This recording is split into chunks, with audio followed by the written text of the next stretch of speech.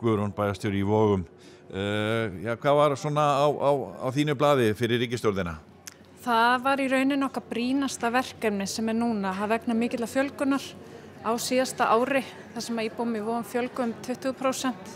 Og þar hafði töluverð áhrif hvað mikið af Grindvíkingum komið til okkar.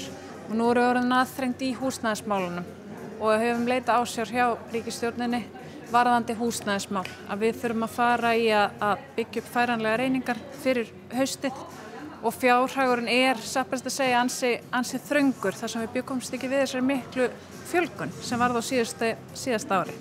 Þannig að það var þetta málefni sem við fórum yfir og brennur mjög á okkur. Fékkstu eitthvað viðbrögð? Já, við fengum bara jákvæð viðbrögð og gott akkurat að fá tækifæri til að hitta ríkisstjórnina og fara yfir málinu eins og þau snúa að okkur að eins og 20% fjölgun á einu ári umtalsverð og að tíma hafi 13% íbúa verið aðsetuskráðir og þar af leiðandi ekki greiða útsvar til sveitarfélagsins að þetta kemur verulega við okkur en að því sögðu að við höfum tekið vel á móti Grindvíkingum og munum gera það áfram að halda utan börnin í skólunum og og munum gera okkar besta. Aldursskipting þessara Grindvíkinga sem voru að flytja til ykkar, þið náttúrulega eru með það nokkurn veginn á hreinu, eða ekki? Jú, mikið rétt. Það sem gerðist á árinu að fjölskyldufólkið flutti lögheimili síðastliðið haust, þannig að þeir eru orðnir íbúar sveitarfélagsins Voga, en svo erum við ennþá með alveg 3% af íbúum sveitarfélagsins sem eru aðsetuskráðir og eru þá aðilar væntanlega sem ekki þurfa að nýta sér þjónustu eins og skóla og annarra úrræða á vegum sveitarfélagsins svona beint. En allir íbúar sveitarfélags á hverjum tíma eru að sjálfsögðu að nýta þjónustu sveitarfélagsins. Hvað mikið af þessum Grindvíkingum sem að fluttu til ykkar? Hluti af þeim eða jafnvel stór hluti ennþá með lögheimili í Grindavík?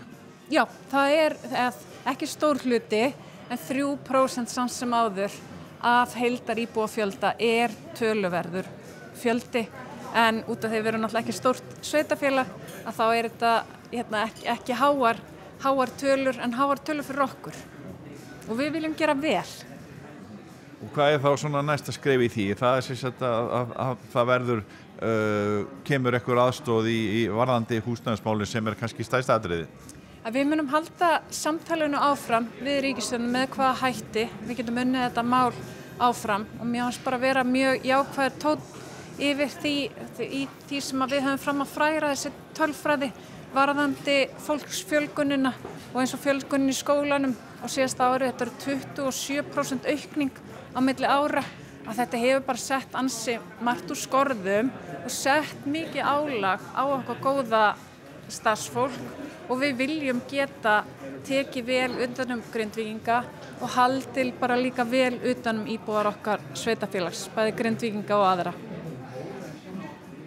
Hver þá lendingin varðandi það að ef einhverju þessara Grindvíkinga kjósa ennþá að vera með lögheimili í Grindavík?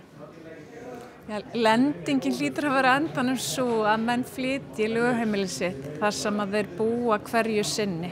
Að íbúar að nota þjónustu sveitarfélags á hverjum tímapunkti og eðlilegt að lögheimili sé skráð í því sveitarfélagi þar sem þú býrð. Það alveg skýr skoðun okkar og kannski sérstaklega í ljósi þess núna að þetta svo stórt hlutfall af okkar íbúafjölda.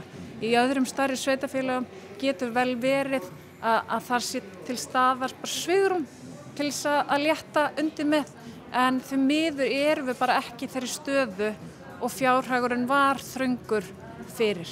En við munum auðvitað halda áfram að gera okkar allra besta. Var þetta það, hvað getur sagt, mun þetta það miklu að, ég geti spurt, hvernig réðu skólarnir við að taka við öllum börnunum?